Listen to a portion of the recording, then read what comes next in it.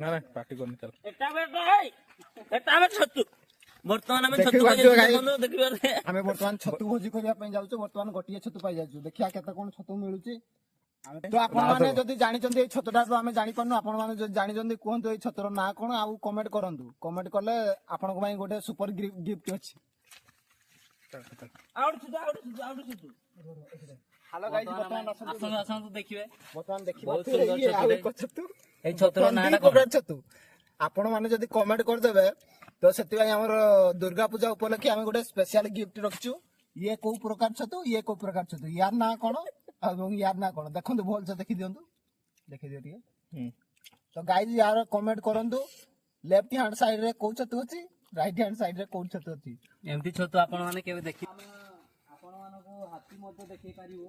ନାଇଁ ବେ ତ ପ୍ରାଙ୍କ୍ ଗୋଟେ କରିବା। ଏ ବାଳ ପଳେଇବା।